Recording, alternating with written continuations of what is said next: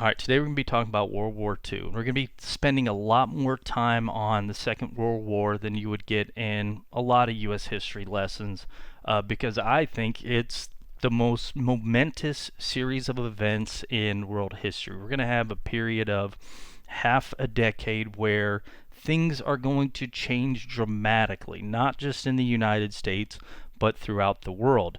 And this is going to be in part because the war is going to be incredibly destructive. 100 million, something like that.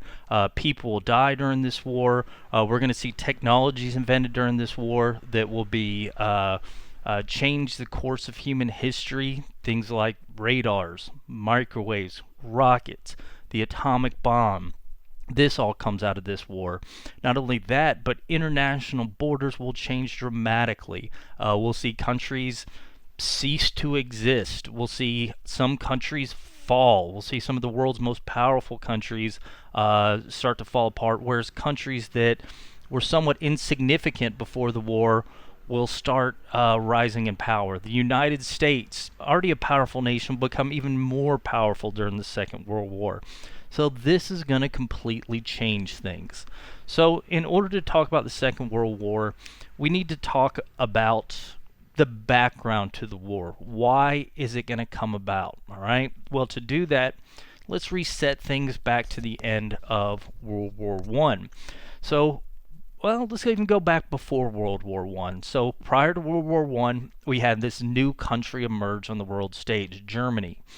Germany, had previously been a bunch of tiny states, but it merges into the single country. Germany, at that point, will start to industrialize, become incredibly powerful, and start to rival Britain and France. German leadership understands, however, that they can never outpace Britain and France because Britain and France are getting all this wealth from these various colonies. So German leadership is going to determine that the best way to get to top-tier nation status like Britain and France would be to take Britain and France's colonies or to take even portions of Europe. So they're going to start building up this regular arms, to eventually challenge Britain and France. This leads to World War One. During World War One, Germany, Britain, France on one side, Germany start fighting one another. Over time, however, both sides start to get worn down. U.S. enters the war. Germany ends up being ultimately defeated. Now, Germany isn't completely defeated during World War One. The Allied nations never truly invade Germany because Germany will surrender before that happens. When Germany surrenders in this Treaty of Versailles, they're going to be forced to give up all their overseas colonies. Portions of Germany will be chopped out. Germany will be told to pay reparations to Britain and France. So Germany accepts blame for the war, and as part of this, they have to pay millions of dollars to Britain and France. And not only that, but Germany will also have to destroy its arms, destroy its navy, and in the Treaty of Versailles, they're going to agree not to build weapons of war. So you can maintain a police force and maintain order within Germany, but anything like tanks, naval ships, submarines that can be used to take over another nation, you've got to destroy. You can't build those things per the Treaty of Versailles. And Britain and France are going to make sure that Germany upholds its end of the bargain. They're going to have inspectors in Germany. Again, the United States was supposed to sign the Treaty of Versailles. It did sign it, but it never approved it.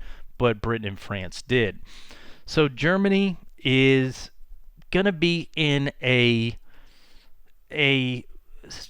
economically, mentally, physically depressed state post World War One. So during World War One, Germany had lost well over 1 million men. So physically, you're missing a generation of males. Basically, if you're a German man born, at the turn of the 20th century, good chance you died in World War One or were severely injured. So you have this whole generation of men that are essentially gone. Not only that, but Germany's going to be economically depressed. So while Germany wasn't invaded and its cities weren't destroyed, basically after the war, they're going to be having to pay this money in reparations to Britain and France. So what this means is that German national leadership is not going to be able to invest money in German infrastructure like other nations would. So let's say you're the German nation, you want to invest in new schools, new roads, new railroads, something like that. You're not going to be able to, because instead of your tax money going to these various things, that money is instead going to Britain and France as part of these reparations. So Germany's going to be economically depressed because, they're going to fall behind in infrastructure. Not only that, but mentally the German people are going to be depressed. So imagine this. Germany prior to World War One was second tier, but so close to catching up to Britain and France. And if things had turned out a little bit differently in World War One, maybe they would have, taken Paris and forced France to give over some of its colonies. And now Germany's going to be up there on the world stage instead of Britain and France. Instead of that happening, Germany didn't take first tier nation status, and essentially they got knocked back to third tier nation status. I'm oversimplifying things a little bit here, but just think that they were close to the top, but instead they got swatted back, and they were again brought back to a state where they're not competing with Britain and France. So you were so close, German people, but now you lost this war. Not only did you lose the war, you have to accept blame for the war, and Britain and France are essentially shoving your face in the mud by making you pay these reparations. So the German people in the 1920s are economically falling behind. They're depressed. They are accepting blame for this war, and they almost feel like they're failures, okay? You could have been something, but you weren't. Well, this state of economic depression, mental depression, is going to open the door for some people to come along with extreme ideologies, and when you get a state like this, people will be more receptive if you have somebody tell them it's gonna be okay, it's not your fault. And that's exactly what we're going to see in the late 1920s, but especially early 1930s, when we get the rise of this National Socialist Party, or Nazi Party. So I don't want you to worry about the start of the National Socialist Party. It initially began as a workers' party. It initially began as a socialist party, talking about nationalization of certain industries to be run by the government. But that's not what it's going to end up being. So, National Socialist Party, initially a workers' party. This guy right here, his name is Adolf Hitler. He had fought in World War I in France. By all accounts, he'd served fairly admirably during the war. But then he gets back home, and he's going to see all these problems in France, and he thinks this National Socialist Party might have the answer to getting Germany out of the depression it's in. So he joins the National Socialist Party, and he's going to join a protest against the sitting government of Germany in the 1920s. And during this protest, Adolf Hitler is going to be arrested, thrown in jail. Well, when Hitler's thrown in jail, he's going to start working on his plan for the future of Germany. He's going to start writing a book called Mein Kampf, or My Struggle. And in this Mein Kampf, or My Struggle, Hitler's going to lay out a plan for the future of Germany and basically say that Germany, what happened in World War I was not your fault. It was the fault of subversives within Germany, communist Jews, is Hitler's going to blame, and it was the fault of outsiders pressuring Germany. It is not your fault, average German person. It's others' fault. So he's going to lay the blame on others besides the main German population. Germany, you're not responsible for the economic mental state of Germany right now. Jews, communists, outsiders are responsible for it. And Hitler's going to say in Mein Kampf, you can be not only where you were before World War I, Germany, but you could be what we were striving for during World War I. You could be a top world nation. You could be more powerful than Britain and France if you sort of follow this model that I'm laying out here in Mein Kampf. It's not your fault. It's somebody else's fault, and you still can be something. And Hitler's going to lay out his formula for how to bring Germany to this top tier nation status. And he's going to lay out a form of government. We're going to call it fascism. And he's going to say if you apply this form of government and basically allow me and my political party to take over, we can be where we hope to be. Okay? So Adolf Hitler writes Mein Kampf, and when he gets out of jail, he's going to publish Mein Kampf, and this is going to be extremely successful. It'll sell millions of copies in Germany, and it's going to say exactly what the average German wants to hear. It's not your fault, and we can still be something, Germany. This is going to rocket Adolf Hitler to power in the National Socialist Party, and when Hitler takes power, he's going to essentially remake the National Socialist Nazi Party into his fascist party. He makes it very different than it had been before. He essentially is going to take out all the socialist elements. We'll talk about this more in a second, but that's going to go out the wayside, and the party's going to be Adolf Hitler's party, essentially. These are my ideas. This is what the party's about. Well, the average German, after reading Mein Kampf, after seeing this National Socialist Party, they'll start voting in these Nazis into various political positions throughout Germany. And you'll see Nazis taking over, mayorships, local positions.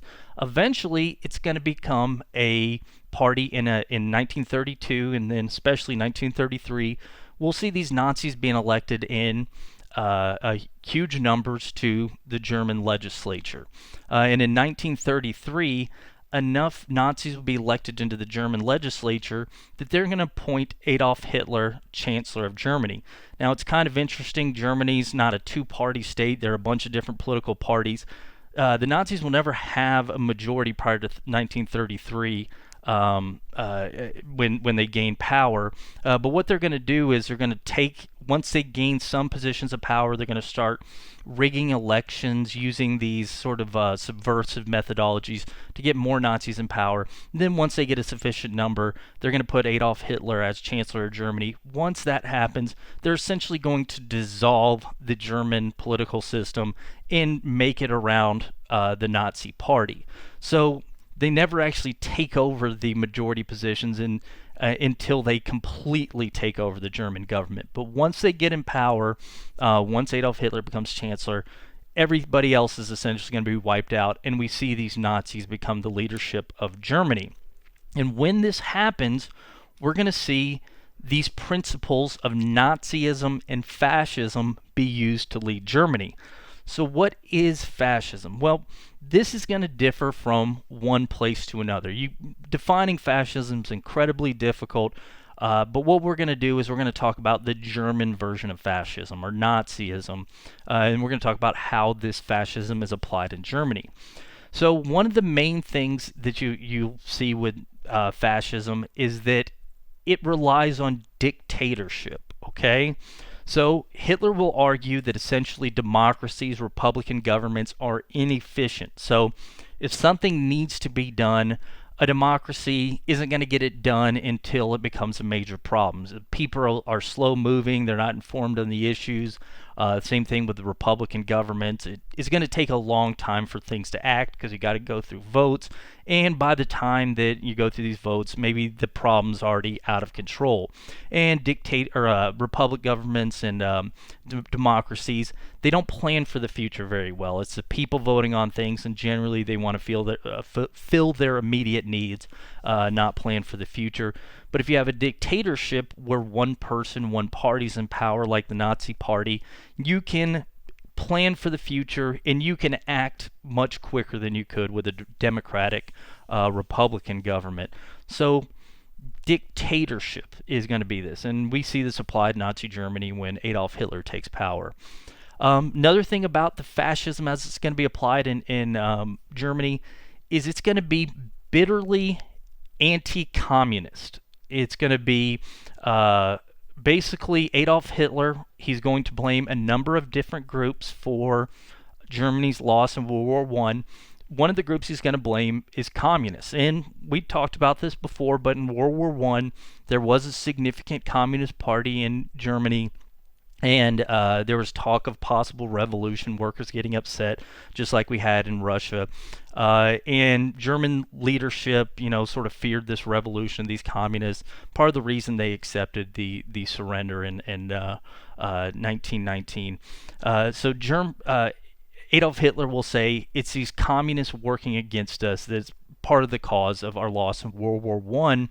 So as a result, Hitler will become bitterly anti-communist. He basically says the communist system's inefficient. National government owning things is not the way to do it. It deters human ingenuity, that type of thing. And he essentially blames communism for a lot of Germany's failures. A lot of Americans, by the way, we'll talk about what Americans think of this in a little bit, but a lot of Americans sort of thumbs up on this.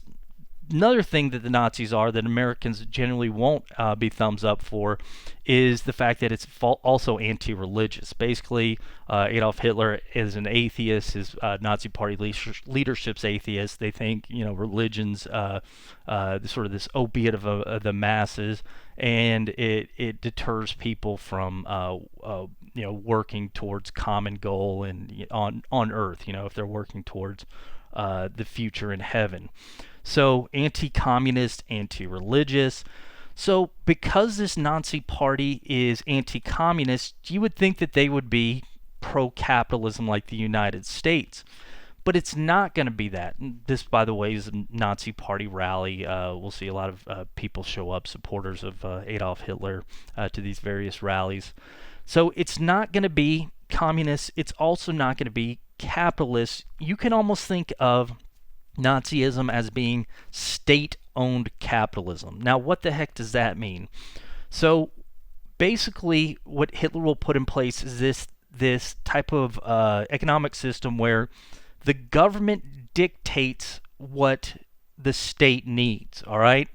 So let's say the government determines that there's not enough sorghum on the market. I'm making that up, but or enough wheat on the market, or not enough, apples or whatever on the market.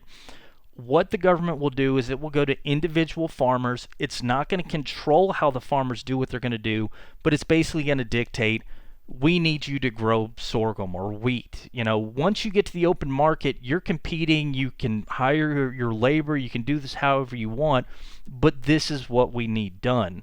So, we don't care how you do it. We're not going to be like communists where the government's actually running the farm, but we're telling you what you need to produce. Okay, so Hitler, for example, you see this with companies like Volkswagen. We need a car that the average German can drive. Cheap Volkswagen Beetle or something is what's going to come out of that. It's not completely private. The market's not going to dictate everything. The government dictates a lot of what people grow, but it's not communist that the government owns the industry. So state-owned capitalism, or not state-owned capitalism, state-dictated capitalism might be the better way to do it. All right, so that's another element of this fascism in Germany. Another element of fascism in Germany is going to be racism. So one of the things that Hitler had highlighted in Mein Kampf, and he's going to bring up constantly once the Nazis get in power, is glorifying the familiar and ostracizing the unfamiliar. Okay?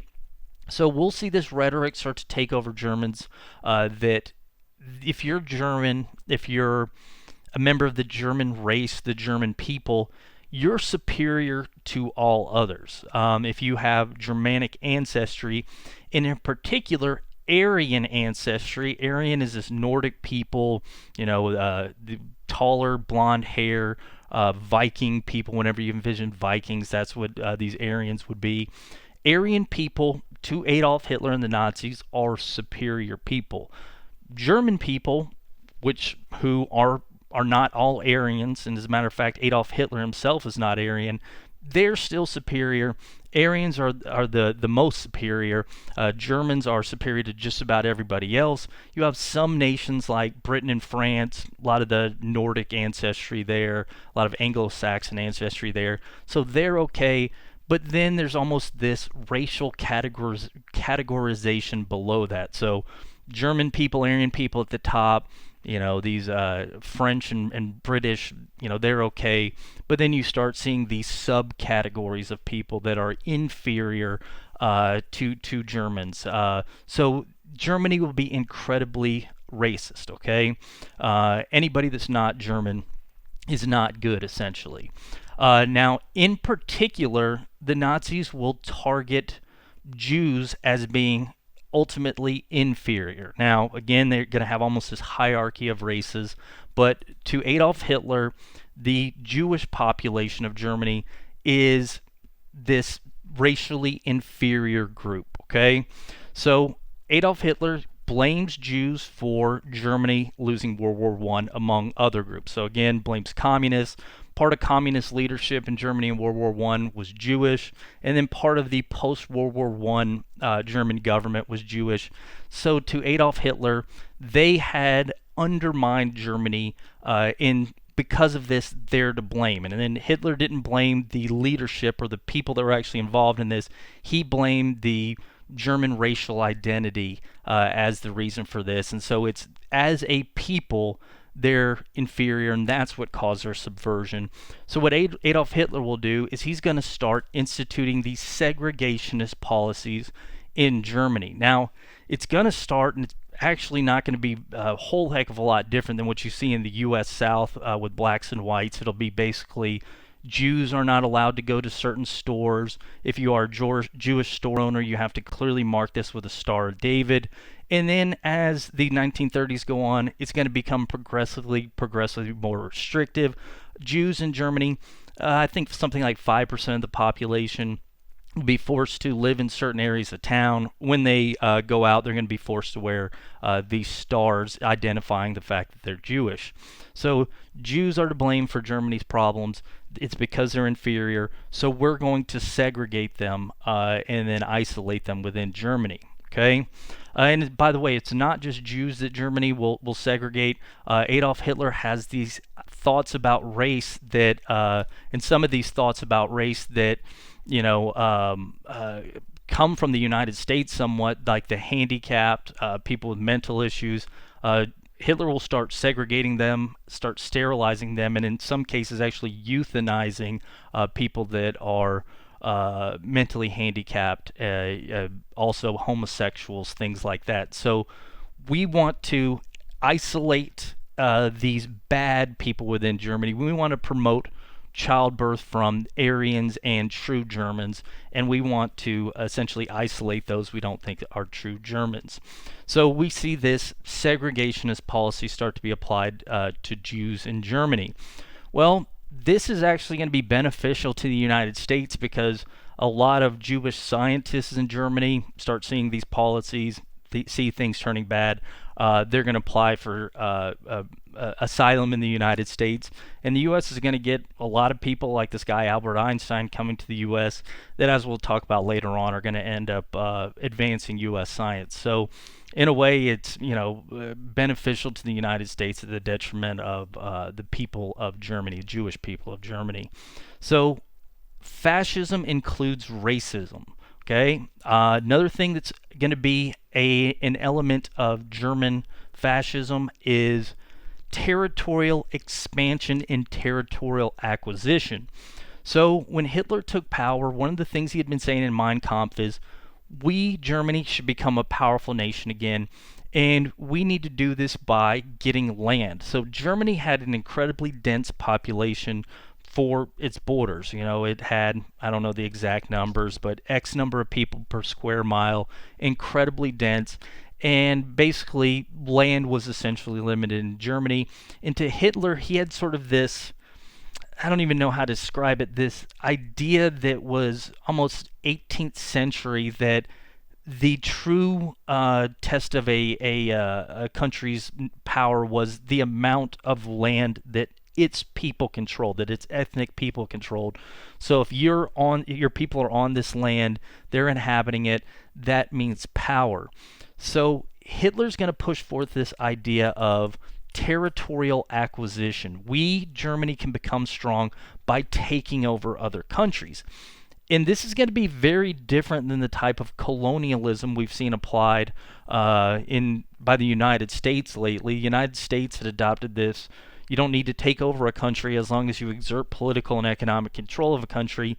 They're just going to send you their stuff. Hitler can't abide by that type of thought process. He wants to actually control territory, take it over, as we're going to talk about, with military force, and then put the German flag down. We don't like what the United States is doing because, again, it's almost this binary type of thinking that we actually have to control this territory. And one of the things you're going to promise the German people in Mein Kampf is that when we take power, we're going to expand Germany's national borders. Again, forget what the U.S. is doing in exerting political economic control. We're actually going to take over territory. So territorial expansion will be one of the principles of fascism. The problem with this for Germany, though, is that according to the Treaty of Versailles, Germany can't build weapons of war. You're not supposed to build submarines. You're not supposed to build battleships. You can't build tanks. Well, in a modern war, if you don't have those things, you're not going to be very successful. So what we'll see Adolf Hitler and the Nazi Party start doing once they get power in 1933 is they're going to start coming out with ways to get around the provisions of the Treaty of Versailles. What Germany will start doing is, okay, Treaty of Versailles says we can't build battleships. So what we'll do is we'll start building these transport ships or merchant ships, they'll label them, and they'll say they're meant for shipping cargo, but in reality they're designed exactly like a battleship, except they leave the armor plating off. So the Treaty of Versailles basically says ships can't displace X amount of water. So like when in water, if you have a heavy ship with a lot of armor plating, it's going to displace a lot of water. Well, this cargo ship doesn't, because it doesn't have armor plating. But the second that a war starts and we start getting territorial acquisition or into territorial acquisition mode, we just start slapping this armor plating on the merchant ship, and within a day it becomes a battleship. So we're not violating the Treaty of Versailles because that's not a battleship, it's a merchant ship, but it can be quickly built into a battleship very quickly. So they start coming up with these sort of sneaky methods to build machines of war. What Germany will do in 1933, 34, 35 is they'll say, okay, so the Treaty of Versailles says we can't build planes. All right, well, we're going to need planes if we have territorial expansion. So we're getting this money coming in. We can't use it to spend on planes. What if instead we spend it on research for planes? So instead of just, getting this $10 million and buying, 100,000 planes or whatever, what if we take that and we give it to scientists and say, you come up with the next generation version of planes. You design things, you build prototypes, build things that can easily be hidden from British and French inspectors, and you test this out. And you come up with designs that are superior to what other nations have at the time. And then the second that we do get in territorial acquisition mode, we can start pumping the prototypes out. We can start making these things, and the ones we're going to make are going to be far advanced of anybody else because we invested this money here. So they'll start building prototypes instead of the actual weapons, and they'll start basically gearing factories up to build these things, but not actually setting out to build them. Not only that, Adolf Hitler will do things like Treaty of Versailles says you can't train fighter pilots in Germany. Well, it doesn't say we can't send German fighter pilots to Russia and have them train there. So we'll just send them there, and then we're not violating the Treaty of Versailles because they're training them outside of Germany. So all these sneaky methods, and there'll also be, sort of factories that are off the grid. They'll start actually building tanks there, things like that. And this happens 33, 34, 35. And Britain and France, they get an inkling of what's going on. They understand that, hey, it seems like they're sort of violating the Treaty of Versailles, but British and French leadership, they're like, I don't know if they're going all out, so they're kind of overlooking this. Well, in 1936, Hitler sees Britain and France waffling, and he's going to make the decision, let's just go ahead and just completely violate the Treaty of Versailles. Let's just start mass producing weapons of war, planes, tanks, submarines, battleships. And I'm going to gamble that Britain and France aren't going to go to war over what's now almost a 20-year treaty. And so, beginning in 1936, Nazi Germany just starts pumping out these various planes, tanks, things like that, sort of crossing their fingers that Britain and France are not going to step in and do something about it. Because if they did in 1936, by the way, Britain and France could easily come in, remove the Nazi Party from power, shut down all these factories if they want. Now, they'd lose a lot of people in doing this, but Hitler's going to gamble. They don't want to lose the people. He makes his gamble, starts producing this stuff, and he's going to be right, because Britain and France are going to sort of shake their fists, but they'll say, all right, whatever, it's an old treaty, go ahead and let them build these weapons of war. So that happens in 1936, and we start seeing these German factories mass producing these weapons of war. All right, so now we have Germany with this territorial acquisition mode almost initiated. Now they actually have to start carrying it out. So you're building weapons of war. Britain and France are looking at you warily in 1936. Germany doesn't want to immediately start taking over territory because, again, in 1936, Britain and France, if they step in, they could easily overtake Germany. So what we'll see is that Germany's going to start doing essentially what Germany did before World War I. They're going to start looking around Europe and making allies with other nations that are looking to gain political and economic power.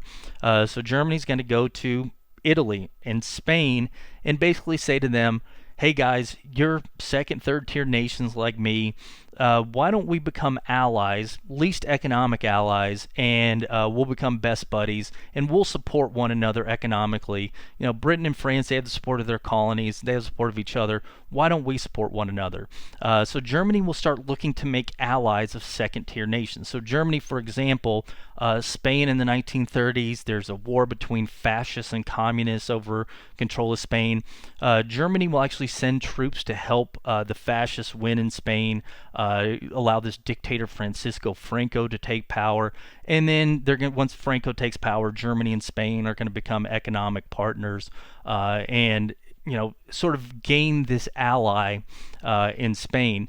Germany will start supporting this guy Benito Mussolini, this fascist that takes over Italy, and Germany will start shipping its industrial goods, that Germany's economy starts getting back on scale. By the way, part of this is because of heavy borrowing on the hands of the Nazi government, and they're going to start shipping these industrial goods to its new allies, Italy and Spain. This other country we'll talk about very shortly, Japan. Germany's going to make an economic alliance with them as well. So expansion starts not with actual physical expansion, but economic alliances. It's kind of interesting because in the mid-1930s, Germany's Secretary of the Treasury, or essentially Secretary of the Treasury, sees Germany making these economic alliances, and he's going to recommend to Adolf Hitler, hey, I know you're talking about territorial expansion. We don't need to do that. Our industry's starting to get back on its feet. We can just start selling people our goods, and we can become not as territorially powerful as Britain and France, but we can become economically powerful, and we can sort of follow the United States model and start gaining economic markets, political influence without actual military intervention. Hitler fires that guy. He can't even think of the idea of just Germany just becoming an economic power. So you start making allies here. All right, so Britain and France, again, they're getting a little wary seeing Germany regaining power, but still hasn't physically taken over an area. Well, this is going to change in 1938 when this country just south of Germany, Austria, will have an election, and Austria is going to elect its Nazi party. So Austria is full of Germanic people, Aryan Germanic people. They speak German there, ethnically, culturally similar to Germany. Austria will see Germany starting to get back on its feet industry-wise, again, the world's going through this Great Depression. Germany seems to be doing better than just about anybody else. So Austria is going to say, all right, if this is what happened with Germany and they're getting these promises of becoming more powerful, we put in place our Nazi party. Second that Austria's Nazi party takes power, they immediately annex themselves to Germany. So they voluntarily become part of Germany. So Germany starts this territorial expansion without having to use military power. All right, so that happens with Austria. Next place that Hitler's going to look to expand Germany is this place in Czechoslovakia. So you have here in Czechoslovakia this place called the Sudetenland, sort of this rocky region in Czechoslovakia. So Czechoslovakia had initially been carved out of parts of Austria-Hungary, and the Sudetenland had been part of Germany. But after World War I, Czechoslovakia is created along these ethnic borders that we talked about with Woodrow Wilson, essentially trying to create countries of ethnic groups. Czechoslovakia is these Czechs and Slovaks, but the Sudetenland that was carved out of Germany is filled with ethnic German people that speak German. So in 1938, after acquiring Austria, Hitler wants to get this Sudetenland in Czechoslovakia to become a part of Germany. Well, the thing is, by 1938, Germany is starting, its army is starting to get powerful. Again, they're starting to pump out these tanks and planes, openly violating the Treaty of Versailles. Czechoslovakia is not militarily powerful. It's just not a militarily powerful country. So Hitler could easily go in and take the Sudetenland from Czechoslovakia. They're not going to offer much resistance. And again, the people of the Sudetenland, ethnically German, they probably wouldn't mind being a part of Germany. So Germany will plan on this possibility, but they know that if they invade and take over the Sudetenland, there's a decent chance that Great Britain and France, who have been sort of sitting on the sidelines at this time, and again, Britain and France more powerful than Germany in 1938, if they stepped in and said, hey, we don't like you invading the Sudetenland, then they could come in, invade Germany, and Germany would be, even with its army building up, Britain and France are going to cause a lot of trouble. So instead of invading Czechoslovakia, what Hitler will do is he's going to go to British and French leadership. They actually meet in the League of Nations, and Hitler will ask Britain and France, hey, can I take this area, the Sudetenland, from Czechoslovakia? Poor Czechoslovakia is going to be sitting over there like, whoa, what? Why aren't you asking me? But he's asking because he's not scared of Czechoslovakia. He's scared of Britain and France. Britain and France are going to say, and Hitler will argue, the people here are German. Britain and France are going to look at Hitler and say, all right, Hitler, if you promise that it's only the Sudetenland, we hear you talking about territorial acquisition, we're not blind to that, but Hitler will say, listen, we got Austria. Once we get the Sudetenland, we basically united all German people. We're stopping there. I promise you guys. And Britain and France, all right, Hitler, if you promise you're only going to take the Sudetenland, we'll turn the other way while you invade it. So with Britain and France agreeing to it, in October 1938, Hitler will take the Sudetenland from Czechoslovakia. Well, again, he'd promised to stop there, but then right after it, still building his military up, Hitler's going to look around and he's going to say, these guys sort of let me take the Sudetenland. I bet they're not going to say anything if I go ahead and invade the rest of Czechoslovakia. So in March 1939, German armies will go into the rest of Czechoslovakia and they'll take it over. I've actually met some people that were present when Hitler took over, or the Nazis took over Czechoslovakia. So Germany will then invade Czechoslovakia, simply take it over in March 1939. So now Britain and France, Germany gambled here. If Britain and France had decided to act at that moment, maybe they would have been in a position to take Germany, although by this point the German military continues to grow and grow. It'd be a lot more difficult for them to take Germany, but they still probably could have done it. But instead they're going to basically shake their fists like, oh, Hitler, don't take anything else over, okay? We see what you've done here. If you take any more territory, that's it, we're going to war with you. And they're particularly concerned about this area, Poland. Again, Hitler's been talking about territorial acquisition, and there's this country to Germany's east, Poland. This is fairly weak militarily, and again, it's actually part of Germany is is surrounded by Poland. So essentially, they think that, all right, if he took Czechoslovakia, Poland might be next. And so Britain and France are going to warn Germany, if you go into Poland, we're definitely going to go to war with you.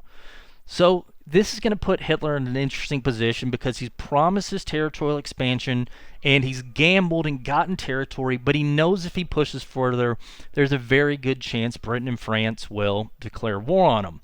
So what Hitler's going to do in 1939 is he's going to send ambassadors to meet with the head of this other growing country here, the Soviet Union. So we haven't talked about the USSR, the Union of Soviet Socialist Republics, since 1917. What had happened is, following the Russian Revolution, the Soviet government had, this communist government had taken over. Lenin had taken power in Russia. He dies shortly after the creation of this communist state, the Soviet Union, and there'd been this power vacuum in the Soviet Union after Lenin's fall. You had a series of leaders essentially fight for control of Russia, Soviet Union, until a leader emerged in this guy named Joseph Stalin. So Stalin took power in the Soviet Union, and when he gains power, he's in charge of this communist country, and at this point the only communist country in the world. You would naturally assume that Joseph Stalin would be nervous about Hitler, because Hitler's sitting here talking about anti-communism, and Stalin's in charge of the only communist country in the world. And Stalin, you would also assume he'd be paranoid because Stalin's a naturally paranoid person. One of the reasons that Stalin was able to take power is anybody that he suspected of conspiring against him, he killed. There's political purge. There were areas of the Soviet Union, particularly these areas that are today Ukraine, around the Ukraine area, that didn't like to be a part of the Soviet Union, and there had been rebellions in these areas or talk of rebellion. Stalin had basically cut off food to these regions to purge them politically, to cut down on political resistance. So he's a paranoid person. So you would assume that him and Adolf Hitler would be natural enemies. And they kind of are in 1939. Both of them look at each other with distrust, okay? Germany says there's this communist country over there. I don't trust them. Stalin looks at Germany, sees them expanding, and says, I don't trust them either. But both these countries have this poor, helpless Poland. I'm sorry, Poles, you're okay, but in 1939, you're not super powerful. But they have this sort of weak country in there. And the thing is, in 1939, just like Adolf Hitler, Stalin and the Soviets want to become this first-tier nation. They want to expand as well, and they think they can do this by territorial acquisition. So Hitler's going to send ambassadors to meet with Stalin and basically say, I know we don't trust each other, but what if we both jointly agree to invade Poland together? What if we, Germany, invade Poland from the west, you, the Soviet Union, invade Poland from the east, and we can both expand into this Poland area. We can both increase our national territory. And what Germany's thinking here is that if Germany invades Poland, there's a chance that if the Soviet Union does it as well, Britain and France are going to look around and say, all right, we said we're going to go to war over Poland, but Soviets are invading Poland too. So would that mean we have to go to war with the Soviet Union also? Well, let's not go to war at all. So Germany's basically thinking, maybe if we get the Soviet Union to go into Poland too, Britain and France will ignore the fact that we're taking the western part of Poland, because then they don't want to go to war with the Soviet Union because they promised to go to war if Poland's invaded. Well, you'd have to declare war on both of us. So Germany kind of gambles that if both countries invade Poland, Britain and France will throw up their hands and not go to war.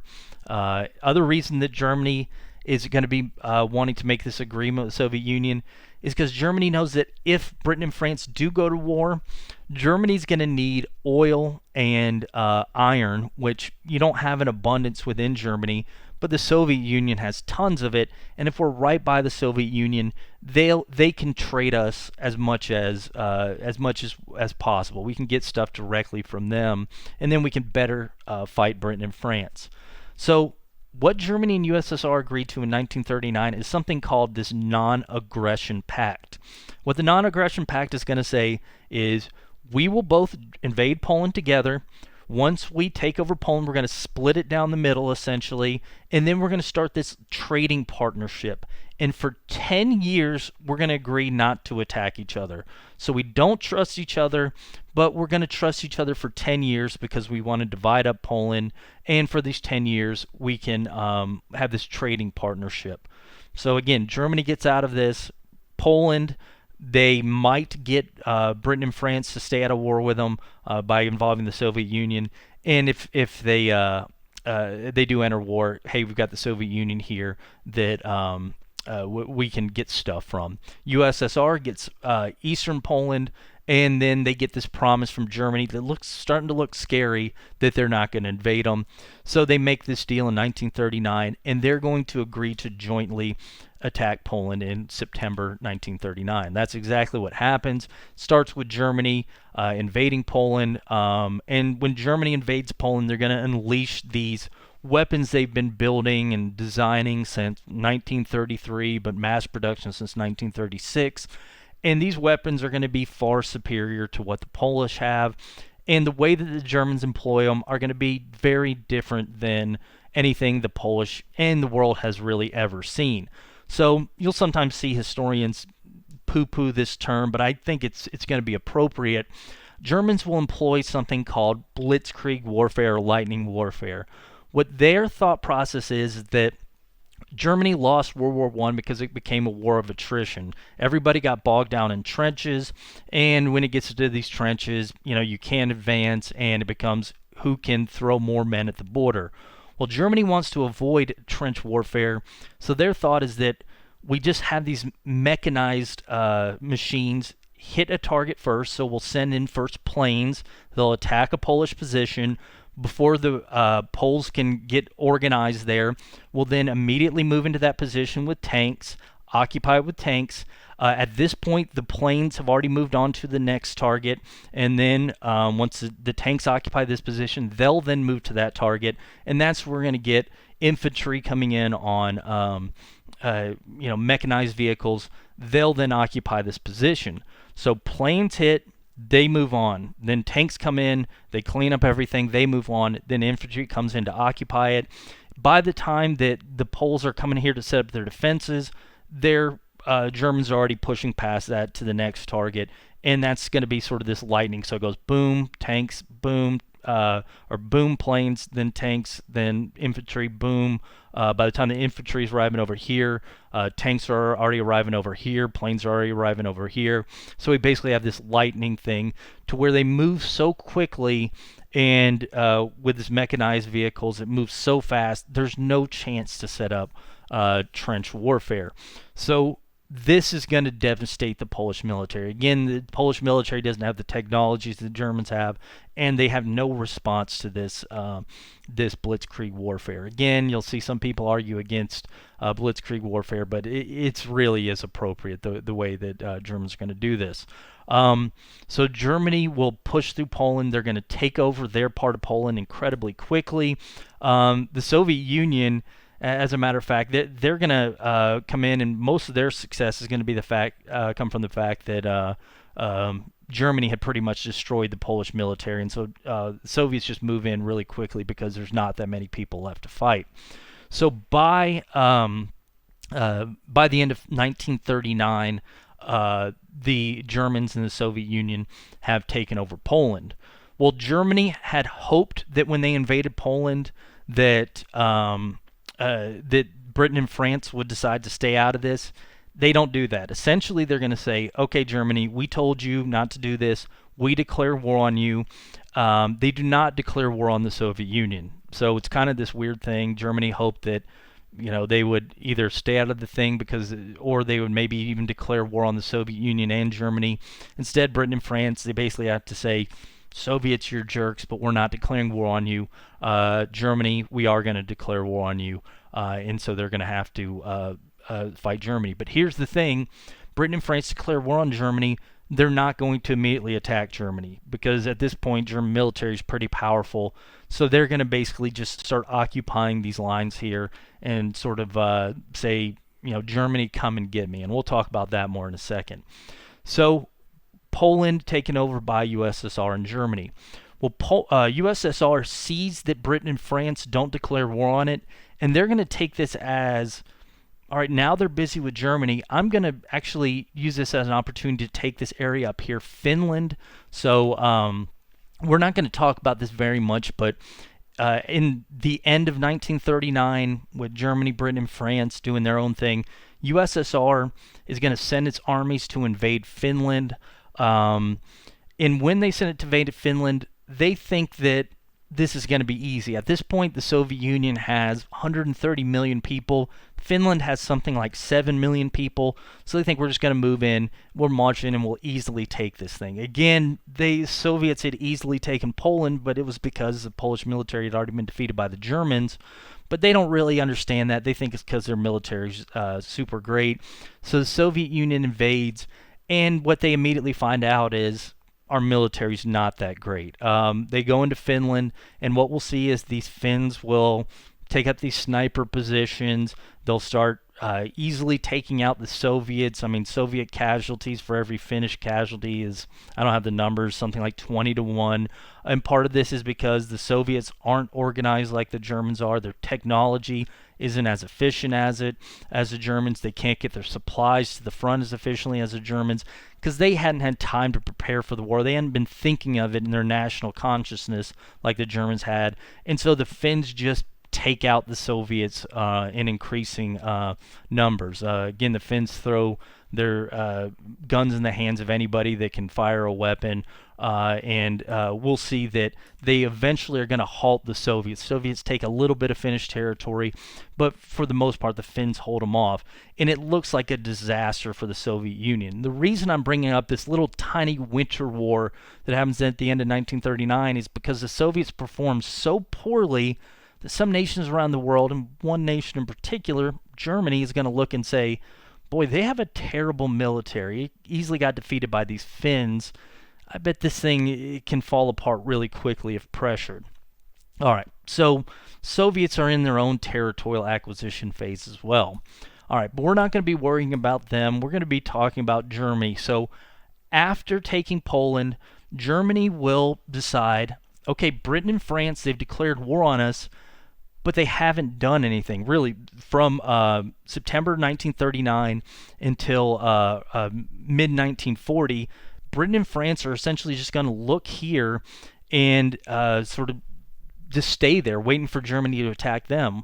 Well, Germany is going to say, all right, if that's the case, we're going to go ahead and attack Britain and France's allies in Europe. They're going to use this lightning warfare to invade Denmark.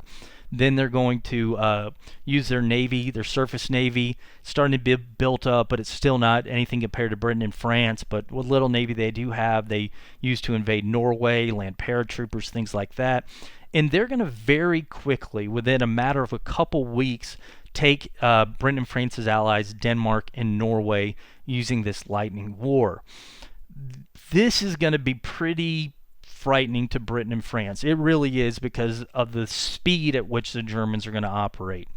Well, Britain and France will be, again, not taking any action because the way they're thinking about things is Germany's getting powerful. We still think we're more powerful, but if we suspect they're going to try to attack us like they did in World War I. So Britain and France see their allies falling, but they're not going to do anything because they think Germany will eventually try to attack them, and Britain and France have a plan for that. So after World War I, France had built this huge series of fortifications called the Maginot Line right here on the border of Germany and France. And what the Maginot Line was essentially these huge concrete bunkers with these guns that just massive guns that could fire for miles facing off against Germany. And underneath all these fortifications, there was this rail system so that if Germany attacked the Maginot Line right here, and let's say the Germans start to win and take this position, you just send reinforcements over here. They're here within a couple hours. We can stop Germany. So if they somehow get past the huge guns, somehow get past the, or get into the concrete bunkers, we can easily defeat them by sending reinforcements. So France and Britain don't want to attack because if Germany attacks here, they're going to be wiped out. So Britain and France is almost like they're saying, nah, boo-boo, come and get me. Now, France's Maginot Line doesn't extend all the way across its borders. It basically is this part directly bordering Germany, but France is going to leave this area here unfortified and this sort of border with Belgium. Belgium's a friendly nation. France doesn't want to have huge guns pointing at Belgium, again, because they're an allied nation. But France is nervous that Germany is going to do what it did in World War I. If you remember what it did in World War I, Germany sent forces through Belgium to push into France. And then once it got into northern France, the idea was to take Paris. So we know they might come through Belgium, but we don't want to put guns at Belgium. So what Britain does, it lands its forces here in northern France. We're helping you out here, France, against Germany. France puts its best soldiers here on the border with Belgium.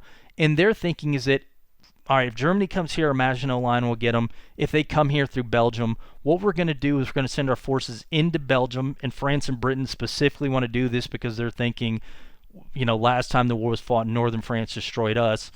Sorry, Belgium, but we'd rather you get destroyed this war than us. So they're going to push their forces in, and they're going to have this trench warfare happen in Belgium instead of France. So second Germany comes in here, we march our forces into Belgium, and then we'll have this trench warfare there.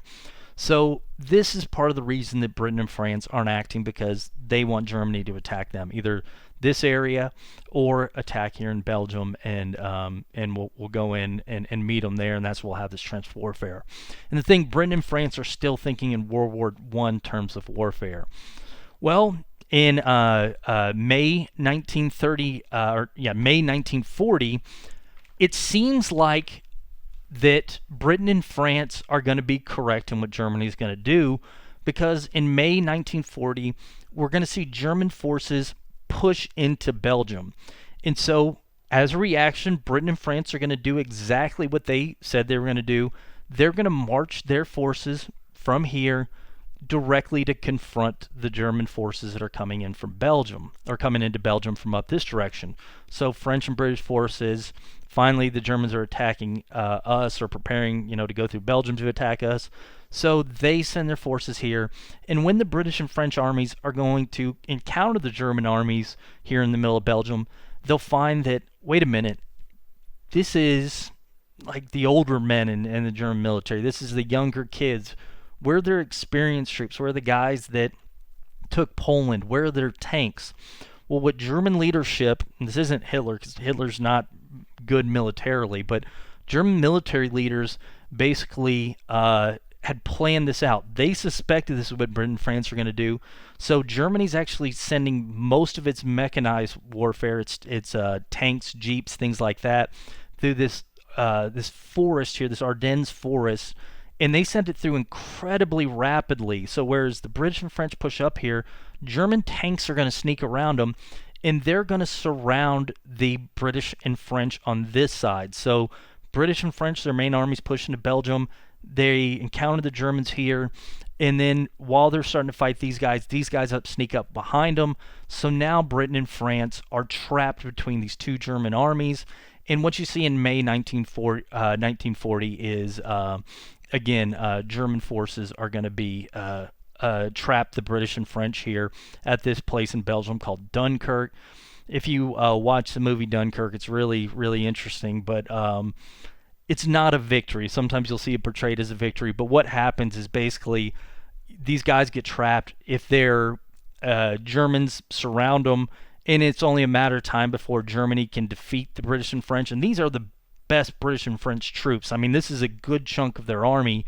But Britain calls on fishing vessels, things like that, to come here and rescue its troops. And so you see just about anybody that has a ship here in Britain come here and pick these soldiers up. Poor French soldiers, you'll get a British fishing vessel like, hey, whatever, come in here, British soldiers. Oh, can I come on? Nope, you're French. Get off the boat. So what happens is actually most of the British army is going to get away at Dunkirk, but most of the French army will get trapped at Dunkirk and captured. When this happens, this is going to open up France to invasion, and you're going to see in May and June 1940 the German armies will turn into northern France, and because the French army has essentially been destroyed here, there's not going to be much resistance. There's going to be resistance, but it's not going to be what it would have been because most of the French army have been trapped. And Germany will quickly push in, surround Paris, and at this point, French leadership's going to look around and say, all right, they're in France. If we continue to fight them, Paris will be destroyed. We'll have these trench lines all throughout France, halfway through France. France had lost over 1 million men in World War I, and we're going to see the countryside of France ripped to pieces like it was before. A generation of men lost. Our city, our arts are going to be destroyed. So French leadership will decide in June 1940 that's not worth fighting, and they will agree to surrender to Germany. Hitler will travel to France, and he's going to make the French leadership surrender in the same train car that the Treaty of Versailles was signed. So like this, you shoved our face in the mud. This is our revenge for that. And France will be allowed. Basically, Germany's going to say we're going to occupy northern France and western France. You can have your own French government here in southern France, but for more or less, it's going to be a puppet of the Germans. Germans will take over or essentially take over a number of the French colonies, and we see this occupation of France by Germany, or essential occupation of France by Germany. Britain at this point, now its bestie has been captured by Germany. What are the British going to do? Well, one thing they do, and this is kind of interesting, they start bombing the French Navy. Like they're going to end up killing thousands of French sailors to destroy the French Navy so the Germans don't get their hands on it. But now at this point, basically, it's going to be Britain alone versus Nazi Germany. And this is this Nazi occupation of Paris. There's pictures of Hitler with the Eiffel Tower and stuff. And, the U.S. got occupied in the War of 1812 by the British, Washington in 1814. The British marched in, burned Washington. But it's always crazy seeing the capital of a country occupied by a foreign nation. All right, so now we have Europe in this situation. By the way, right as the invasion of France is taken out, Hitler is going to look to Italy. Will you join me in this war? Italy will launch its own invasion of southern France at the same time. Spain decides not to get involved in the war with Germany, but they're going to remain economic allies with Germany. Like Hitler's actually really frustrated the Spanish don't join him. And on this map, the Spanish are in white, but because they're Franco and Hitler are such close partners, economic partners, this almost should be a lighter blue. So by June 1940, again, Germany had taken Poland, Czechoslovakia, Denmark, Norway. Now they've taken France, and now they've had this military alliance with Italy. And the Germans, because they take over France, are going to start occupying French colonies here in North Africa. And again, Spain's going to be Germany's economic ally. And the only country that's left in Europe that's opposing the Germans is Britain. Well, Britain has the fortune of being an island, and Germany doesn't have the navy that Britain has. So Germany's going to start talking about possibly invading Britain, but it's not a reality. And very quickly, German leadership is going to push that aside. We're probably not going to be able to invade Britain. But what German leadership will decide to do is we want them to not surrender. We want them to make peace. We want them to basically allow us to rule this area and stop providing opposition.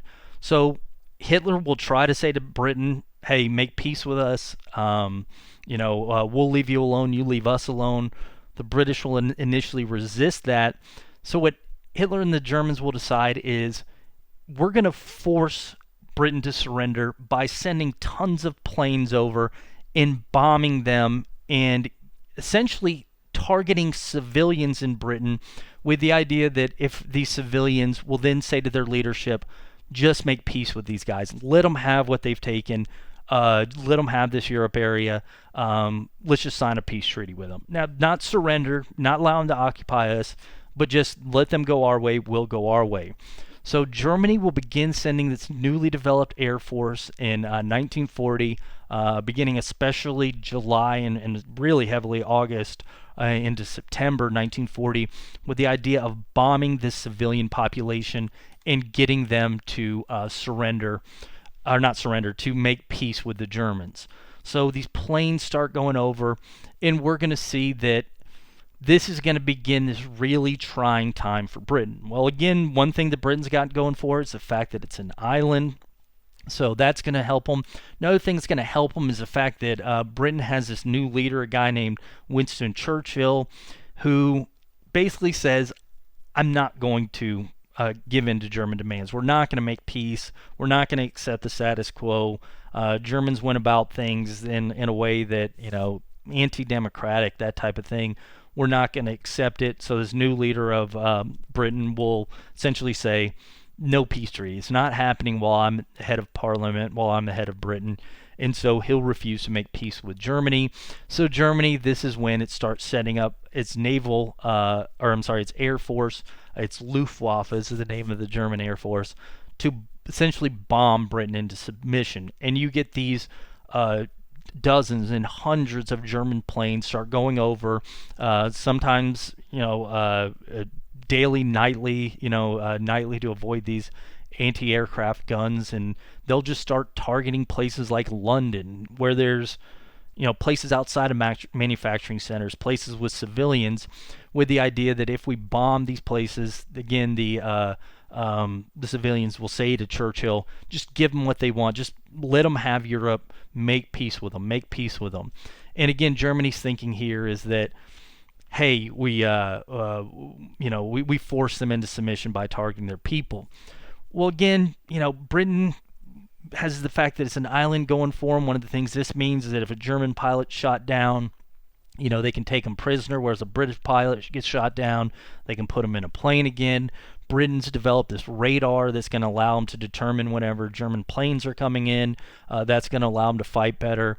Even still, you're going to lose a lot of British pilots in this Battle of Britain, as they call it. Resistance is going to be a lot heavier than the Germans expected. But the thing is, even putting all that to the side, Germany's plan on a psychological level is going to be ineffective, because what begins to happen is that these Germans start dropping these bombs. The British, they start evacuating people to like subway stations. And Germany basically thinks that when a bomb drops, they're going to kill some people here. They're not worried about them, but they're hoping maybe this guy right here will, barely have just left this train car. And when he leaves, he's going to look at the train car and say, oh my gosh, that was almost me. Hey, Churchill, hey, British leadership, make peace with these guys. I don't want that to be me next time. That's what Germany thinks is going to happen. Instead, psychological opposite happens. Basically what happens is this guy will instead say, oh my gosh, that was almost me, but it wasn't me. I'm indestructible. They can't get me. Never sign a peace treaty with these guys. So instead of rallying the British population to sign peace with Germany, this is going to get more and more people saying to Churchill, thumbs up, keep fighting against these guys.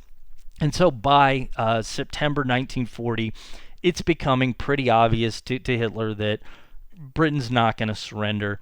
And so you're going to still see the bombing, but they'll significantly decrease after July.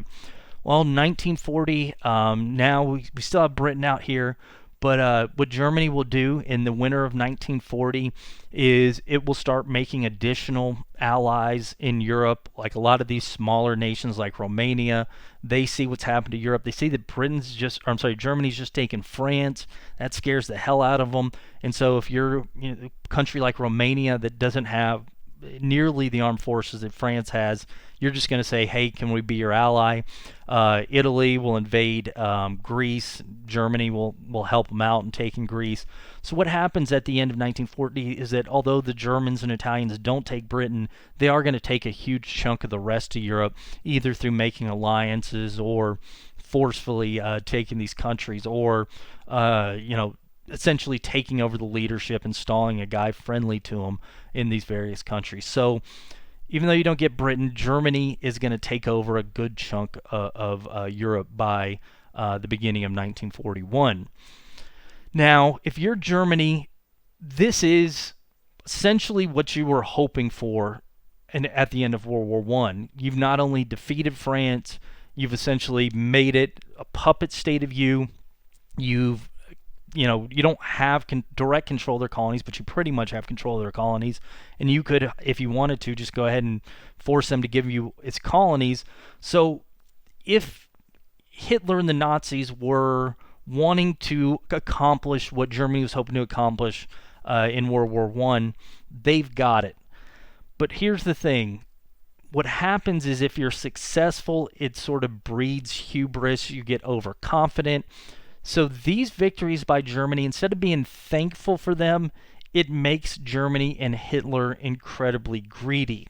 They look at this map and they're going to say, all right, we took most of Europe, and again, we're allied with Spain, so you can essentially chuck that up as light blue here. So most of Europe is either under our direct control or our military allies or economic allies. We should be happy. But that's not Hitler. He wants territory. He wants direct German control. And he's going to start looking over here at the Soviet Union, who the Germans just signed a non-aggression pact with. And Hitler's going to start saying, what if we take out the Soviet Union? They were incredibly weak when they fought just the Finns here. The Finns have 1/10 the population of Germany, and the Soviets couldn't defeat them. If we and our allies then march in the Soviet Union, their communist government's inefficient, it might collapse upon itself.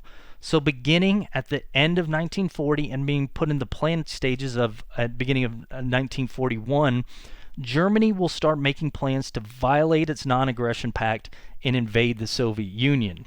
The thinking here with this planned invasion of the Soviet Union, which the Germans are going to call Operation Barbarossa, is that if Germany invades the Soviet Union, one of a couple things is going to happen. Their armies are going to move quickly through here, just like they move quickly through the rest of Europe.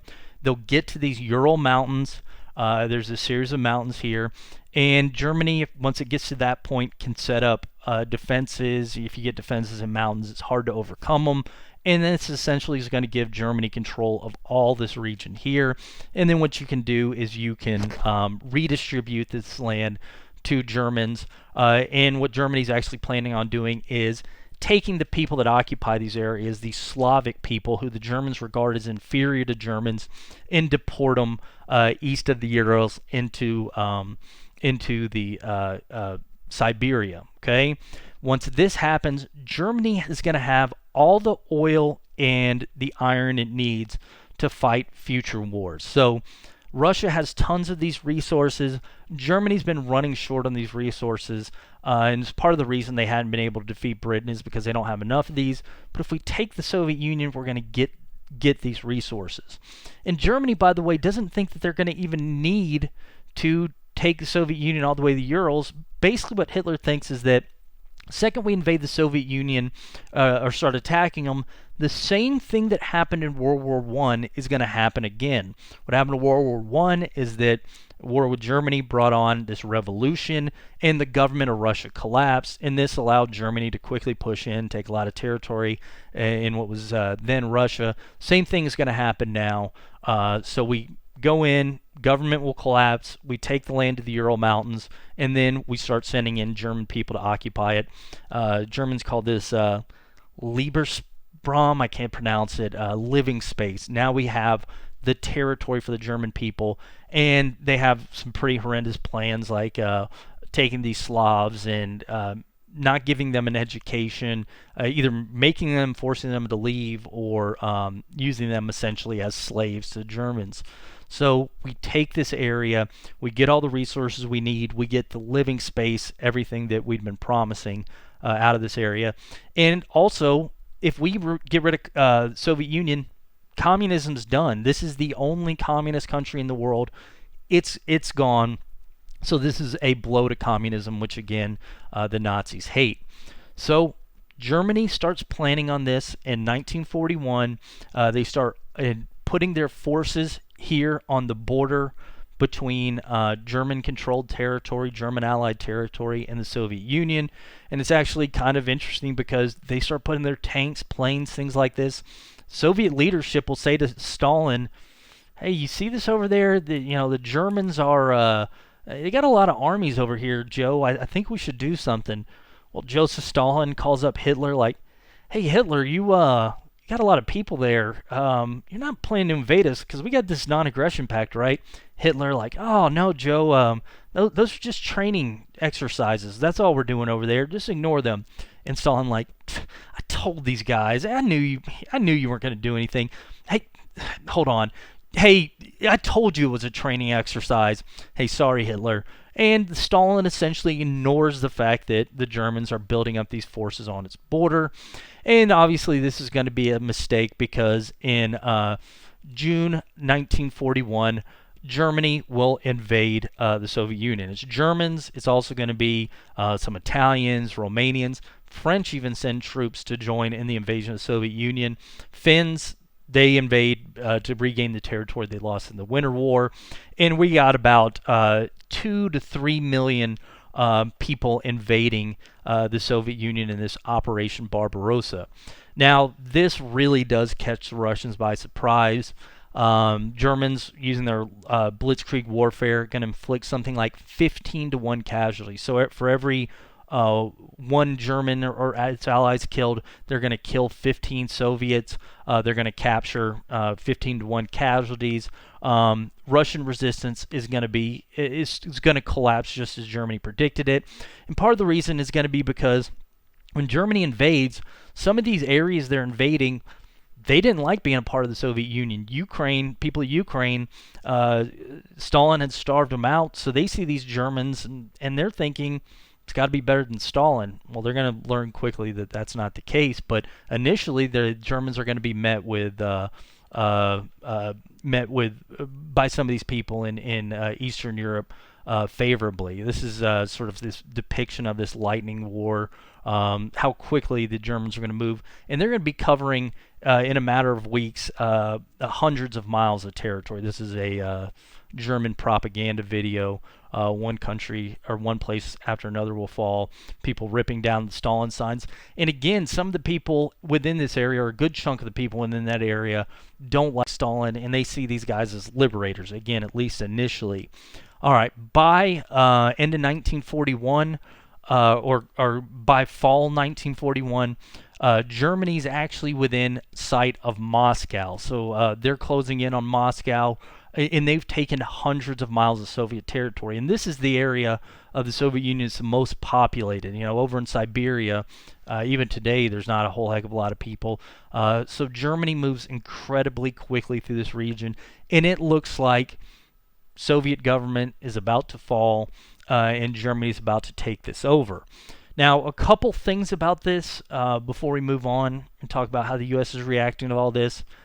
This is going to obviously have an impact on things outside of this area.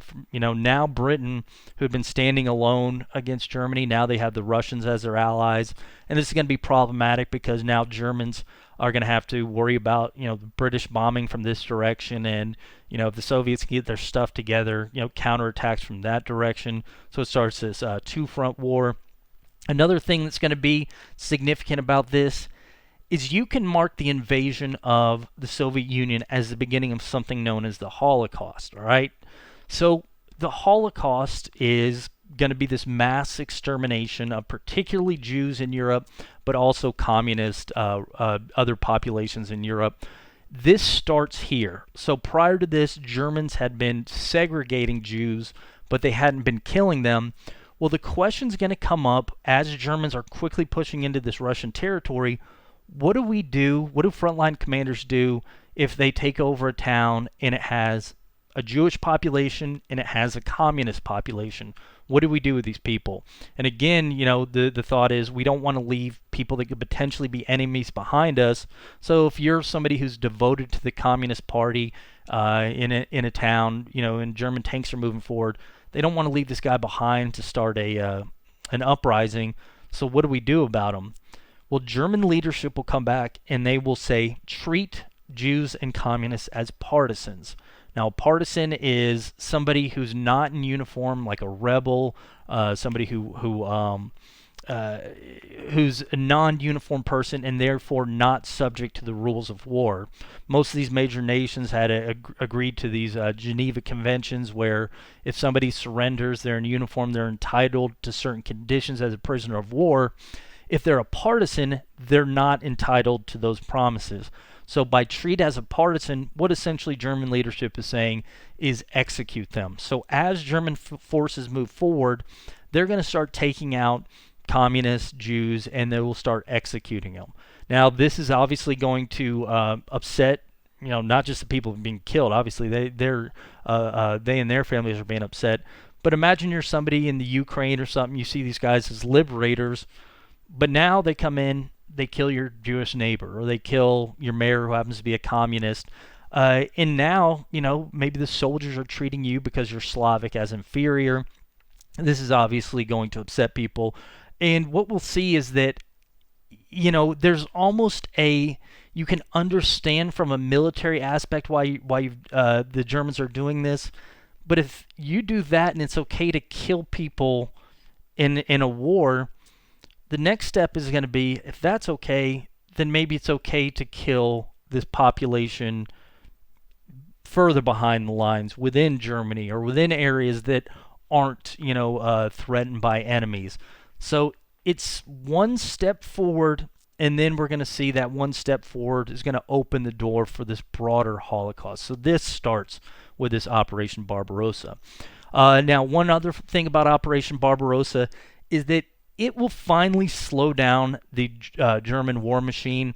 So while Germany moves forward incredibly quickly here into the Soviet Union, something starts happening in fall. The weather happens to be incredibly rainy in fall of 1941, and this is going to be a problem because while the tanks and all the mechanized vehicles are pushing forward into Russia, Germany's still relying on horse-drawn vehicles.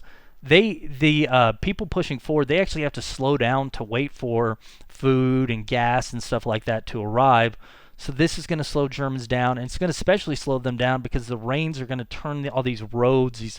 Russia, again, not as well developed as the rest of Europe, so they got a lot of these mud roads, that type of thing. That slows Germany down. And then you add to the fact that winter's going to start especially early in the Soviet Union, and it's going to be especially harsh. So the winter of 1941 is going to be the worst winter in 40 years in the Soviet Union.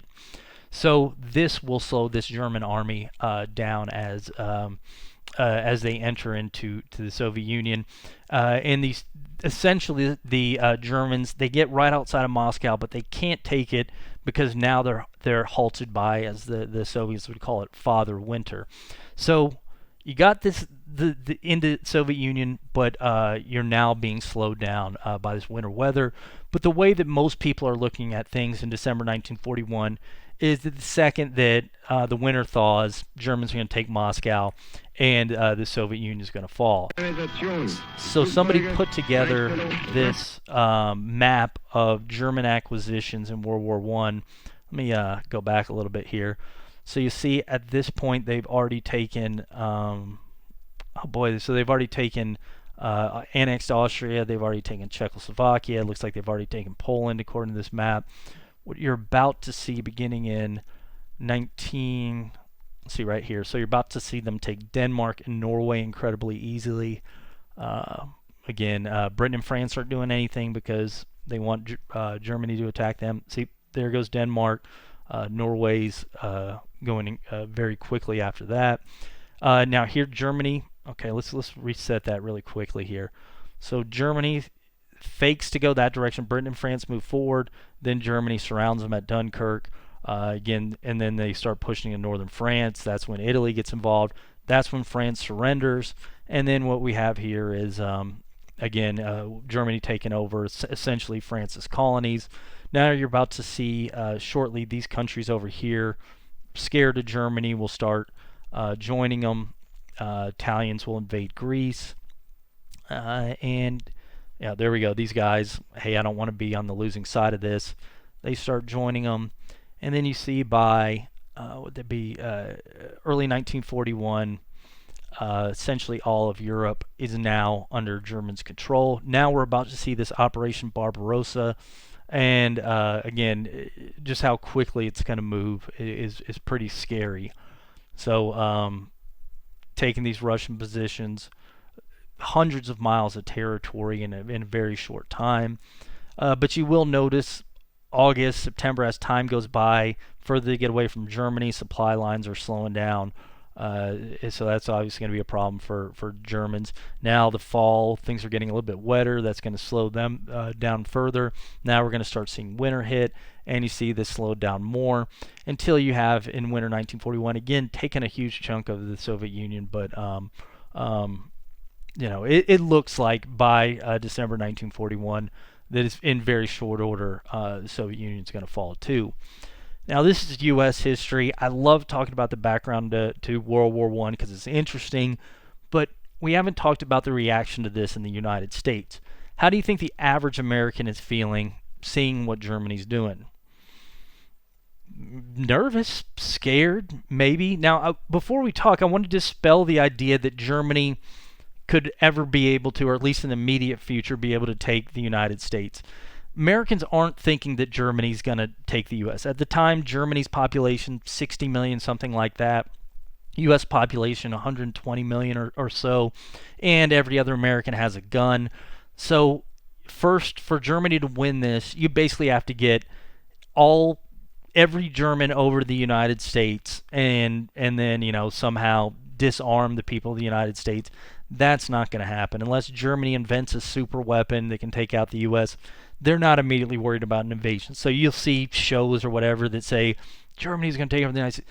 Not happening. It's not happening. But that doesn't mean Americans aren't scared. When they see what's happening over here, this makes the U.S. nervous because Germany is using methods to take over that hadn't been used in a long time.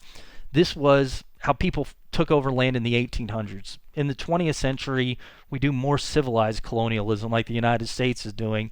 And the way that Germany's doing this seems incredibly easy. And who they're doing it against is people like the U.S., democratic republics. So France was a democracy, and Germany with a dictatorship is taking out a democracy. As a matter of fact, you see late 1930s, early 1940s, the number of democracies in the world start decreasing as dictatorships take them over, whether internally or externally. So this is eliminating U.S. allies and people that U.S. ideologically agree with, and taking people out through military means. That's not good. It's also taken away U.S. markets. So we had trading partnerships with France and Belgium, again, during the Depression. Maybe they're not as strong as they were in previous decades, but these are still our partners. And, you know, sure, we can trade with Germany, but, you know, that's less palatable than trading it with somebody that we agree with on political terms. So this makes Americans nervous. But are Americans going to want to do anything about it? No. So American public, vast majority of Americans, 2/3 of Americans, see what Germany's doing. And if you had to ask most Americans, who would you like to win this thing? So whenever the thing initially starts, Britain and France, versus Germany, who would you want to win? Most Americans would say Britain and France. They're our longtime allies. They, we have a good partnership with them. They're democratic republics. You get some people favoring Germany, but most would say Britain and France. But then you would ask somebody, well, do you think the U.S. should get involved and help Britain and France fight Germany? No. No. Why? Why would Americans be hesitant to join this war? Well, part of the reason is what had happened when the U.S. joined in World War I. U.S. helped beat Germany, joined in the war. What changed? Nothing. Here, the same issues are coming right back. So U.S. getting involved in World War I, essentially to most Americans, changed nothing. Same issues are popping up that we just had in World War I. As a matter of fact, if you were, I bet in the future when you need to make room for the cyborg wars of 2150, people are just going to lump World War I and World War II together because these same issues are here. So what the our president, both of them, second-tier nation trying to become first-tier nation. So most Americans are saying our entry solved nothing. Same problems we had before. So no reason for us to get invested again. We lost people. We gained nothing out of it. So they're against Germany for the most part, but they don't want to join. A lot of people will say, even if I did want us to join, now's not the time. We're going through a Great Depression. We need to worry about getting the economy started. We don't need to worry about fighting in Europe when a good chunk of Americans are out of a job. A lot of people just say, that's over there. We're geographically isolated. We're not worried about it because we're not going to be invaded. Some people, hey, only people who want us to get involved in these things are weapons manufacturers. They're just trying to get us to go to war to make money. And there's a strong distrust of the wealthy in the United States in the 1930s, obviously because of the conditions of the Great Depression. So vast majority of Americans don't want the U.S. to enter this war. One American that does want the U.S. to enter this war is going to be the president, FDR. So FDR, elected in 1932, re-elected in 1936. When fighting starts in 1939, he wants the U.S. to get involved and support Britain and France. But the thing with FDR is that he knows the American public doesn't want the U.S. to get involved supporting Britain and France. So why does FDR want the U.S. to get involved? Well, again, this is a non-democratic country taking over democratic countries. Maybe FDR wants U.S. to get involved because it might help the U.S. economy. Basically, FDR, ideological reasons, moral reasons, and also maybe economic reasons he thinks U.S. get involved. But he knows the U.S. public would not support it if he got involved. And he knows that he couldn't get a majority of Congress to declare war on Germany, to support Britain and France, especially when Germany hasn't attacked the United States yet. So what we're going to see from 1939, so again, at this point with Britain and France still fighting Germany, up until 1941, is FDR will start pushing the U.S. into the direction of war without getting the United States directly involved in the war. Start making measures to support Britain and France, but not declaring war on Germany. So start using these, I don't want to use subversives, but these ways to help Britain and France, but also maintain the United States neutrality, okay? So what do I mean by this? Some examples like 1938, after Hitler invaded Czechoslovakia, FDR writes him a Hitler and me note and basically says, you need to make a promise not to invade any other country. Hitler gets this note from FDR and basically holds it up to the German Reichstag, the German legislature, and laughs at it. Like, who's this guy to tell me what to do? Well, all right, you write a letter, that's not anything. Well, as soon as the war starts in 1939, there's obviously going to be a major demand for weapons. The U.S., its industry's not doing well, but it still is a producer of weapons. So you're going to see both Germany on one side and Britain and France on the other side in 1939 want to get these U.S. weapons. And we talked about the problems with the U.S. delivering weapons to one side or another during the First World War. Well, Germany's got submarines out there now. Again, it's almost the exact same situation. Britain has the Navy, surface Navy. Well, what FDR is going to say is, we don't want the U.S. to deliver weapons to either side. We don't want to get us involved in that quagmire. We're going to ship non-war materials, so nobody attack our ships because none are going to be carrying war materials. But FDR says we will sell war materials to either side, but you got to pick them up yourself. So, hey, Germany, if you want U.S. guns, you can have them. You just got to pull into New York and load your ships up with the guns. You got to have one of your merchant ships pull up. Britain, you want these guns, you got to have your merchant ship pull up. And then basically says you got to pay for the stuff in gold or silver, specie is what he's going to say. So we'll trade to anybody, but you got to pick it up. So that sounds like a neutral stance, but between Britain and France and Germany, who can actually has the capability of picking up the stuff? Germany doesn't, because if they try to send a merchant ship across the Atlantic, Britain and France are going to blow it up. So with this cash and carry, so you bring the cash, you can carry the weapons, it's technically neutral, but the only groups that can actually pick up the weapons are Britain and France, and then after France falls to Germany, Britain, because it's the only one with the Navy. So it's technically neutral, but it's basically saying we're exclusively trading with Britain and France. So that's one thing the U.S. FDR is going to do. He passes this to Congress. He's going to do to get the U.S. to support Britain and France without technically getting them involved in the war. Another thing FDR is going to do is he's going to make a deal.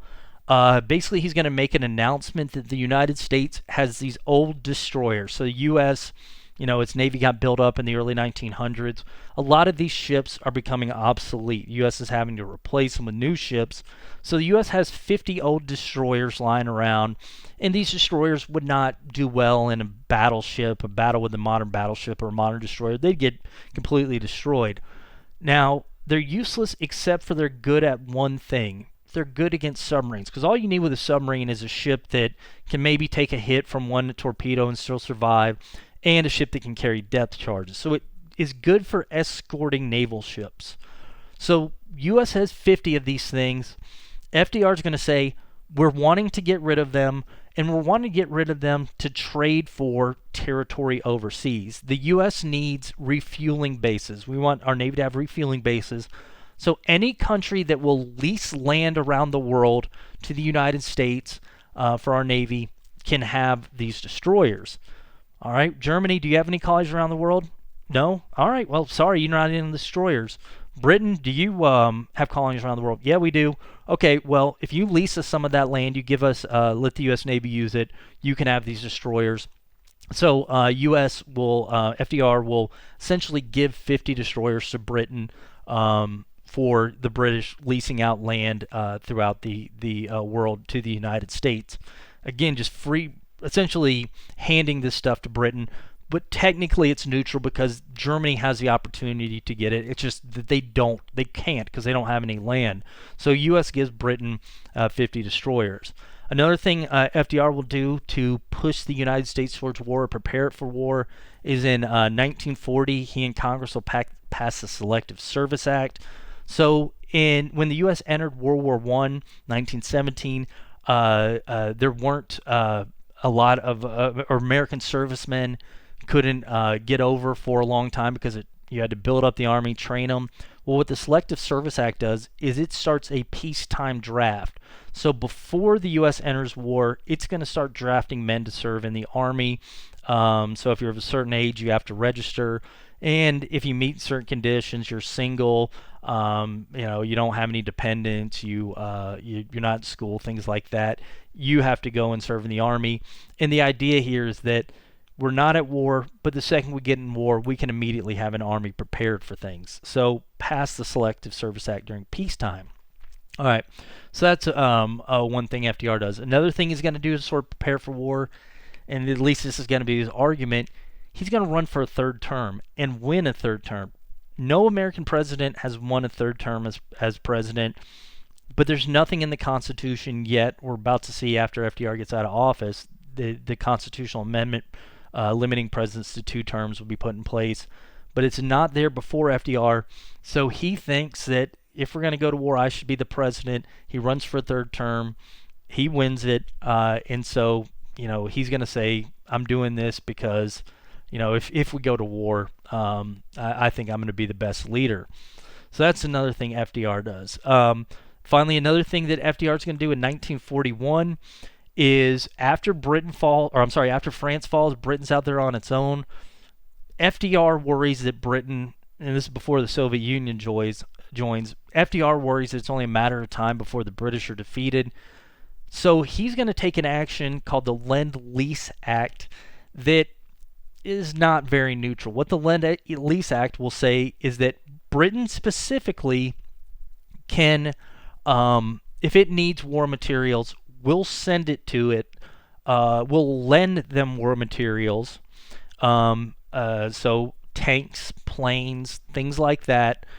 And all Britain has to do is promise to return these war materials after the war is over. So we'll lend these to Britain, and you return after the war. What's the problem with letting somebody borrow a tank?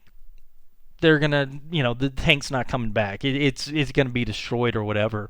So why would FDR be doing this? Well, he's doing it because more U.S. stuff over there means Britain has a better chance of survival, which FDR wants. Again, he prefers Britain in this war. And two, this gives the U.S. government an excuse to borrow money and pay factories to start producing tanks, things like that. And you start these factories up, and then you're going to get American workers back to work. So maybe this can help us get out of this Great Depression. So Lend Lease Act will be both an economic measure and a measure to help Britain. Second, that Soviet Union gets involved, U.S. will extend Lend Lease to the Soviet Union as well.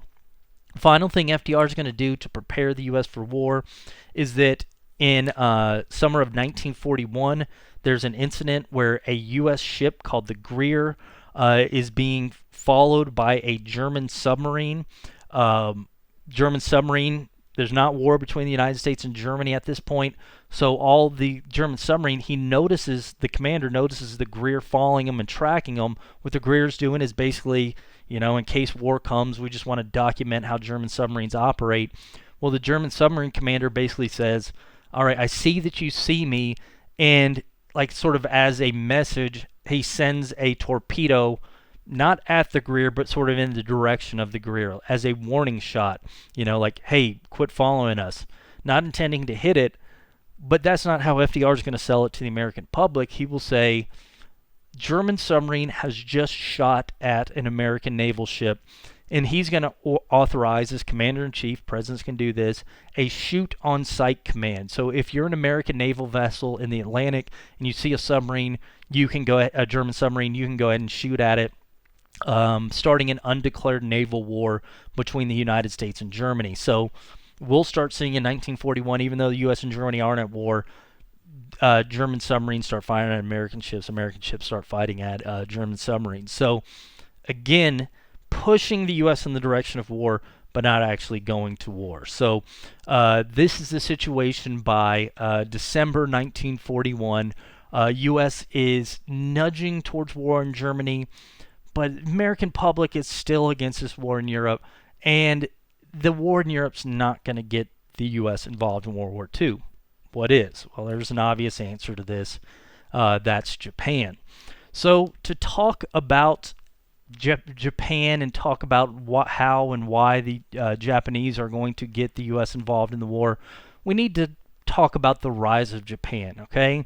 So Japan, this country in the Pacific Ocean, this island nation, and been fairly feudal nation leading up to modern times.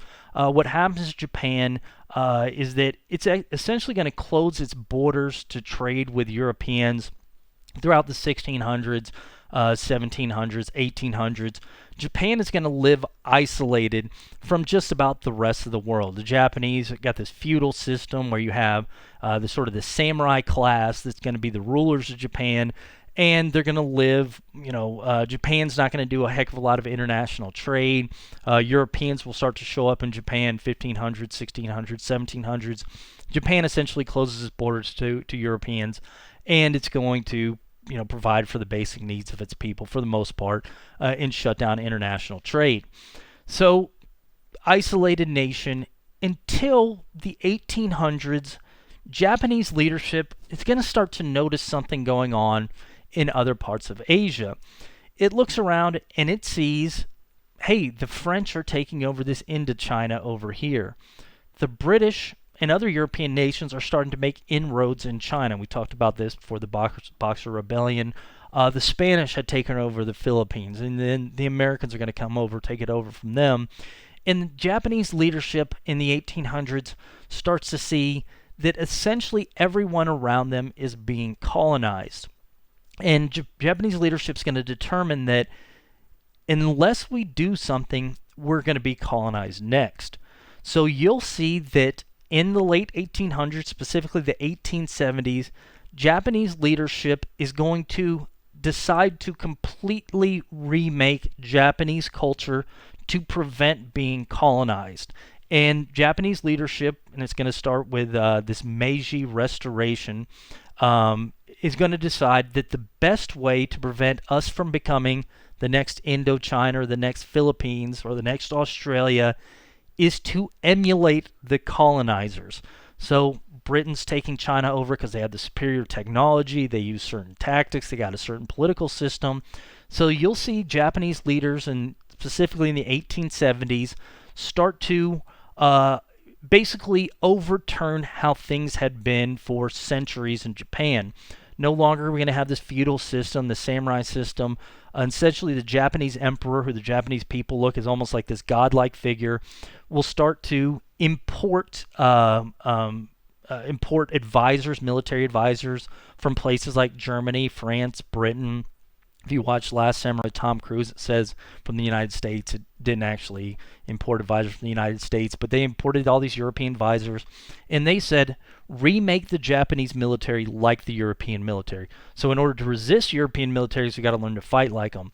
And Japanese leadership will start buying European weapons from in American weapons and training their new military with them. They'll start replicating the British political system. They get a prime minister, this type of thing. And basically the idea is, if we don't want to get colonized, we've got to become like these guys. And so Japan goes through this rapid remaking of its culture to become essentially like Europeans. If these guys are winning, then we want to become like them. Well, along with this is Japan's going to realize the reason that Britain and France are able to, be so successful, field these large armies, is because of their colonies. Same realization that Germany has in the late 1800s, early 1900s, Japan's leadership is going to have as well. So what you'll see is Japan will start to get in this colonization game in the late 1800s. They'll start, and this is going to be particularly important to Japan because Japan lacks in natural resources. They have no oil, they have almost no iron, no coal. So they're saying, if we want to resist European expansion, we need to get those resources. So let's get this stuff from other places. Japan also, as its population grows, which is going to grow incredibly rapidly, you're going to need to import food into Japan. So what Japan will start doing is expanding its borders. It begins in the early 1900s. They take over Korea, and essentially Korea will become a colony of Japan. They actually take part of this area from Russia. Japan gets in the early 1900s in a war with Russia. They defeat Russia in this war, and they get Russia to sign over land from them. So 1900s, you get chunks of land from Russia. You get you take over Korea. What Japan's going to do in Korea is essentially the same thing that Britain would do in its colonies, France does in its colonies, is it makes the Korean people subservient to Japan, uses their labor and resources for the benefit of the home country. Again, to beat the colonizers, we got to become like the colonizers. Japan had been carving out its own section of China before Boxer Rebellion, and like these other nations, it agreed to give up its chunk of China in the early 1900s. But what Japan is going to decide is 1930. If we want to continue to expand and become more powerful, we should go against that open door policy. So what happens in 1931? Japan will invent this incident with Manchuria, this chunk of China up here with ethnically Manchurian people speaking a different language than most of China. What Japan will do is invents this incident and basically is going to claim that we're here to take over Manchuria for the benefit of the Manchurian people. Japanese army will invade, and they're going to take over Manchuria in 1931, and they're going to do the same thing they did in Manchuria, in Korea and Manchuria, use the Manchurian people, their labor, resources for the benefit of Japan. There's going to be a protest to this. People say you violated the open door policy.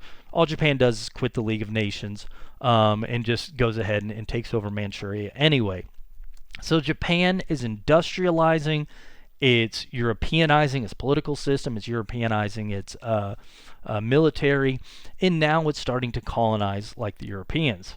Well, Japan's still lacking in certain resources, so in 1937, Japan is going to decide, all right, we're just going to go ahead and invade China. This coastal area of China is incredibly resource rich, trade rich. And so Japan will invade China in 1937. And Japan at this point, its military has experience. Japan's industrializing. It's creating these weapons of war. And it's, again, has experience fighting. And so when Japan invades China, they're invading a place with a population that's incredibly large. China, I think it's 600 million at this point in 1937. It might not be that big, but I think it's something like 600 million in 1937 when Japan invades China. And you're going to be invading with a nation of just 60 million in a nation 10 times as big as you. So it would seem like, all right, maybe you can take Korea and Manchuria, but this is going to be a lot more difficult, especially these very populated areas of China. Well, the thing is, Japan is going to come up with methods to resist the Chinese resistance. And Japan's actually going to be aided by the fact that when they invade China in 1937, China is in the middle of a civil war. China had been a very poor nation. You had a lot of people that thought that, you got the wealth concentrated out of the top of China, you should instead turn to communism. So you have this communist war against these nationalists. We'll talk about this a lot more later. This is occupying China, so you have a civil war going on. Well, Japan's going to use this divide to invade, because if one person's fighting another in China, then this is going to allow the Japanese to invade. But even still, how are you going to overcome a 10-to-1 population? Well, what Japan's going to do is it's going to introduce the idea of, hey, we'll just go ahead and attack civilian populations. Japan, as it goes in order to take resources from the people of China, you just eliminate entire populations. There's stories of Japanese brutality going in, wiping out entire villages.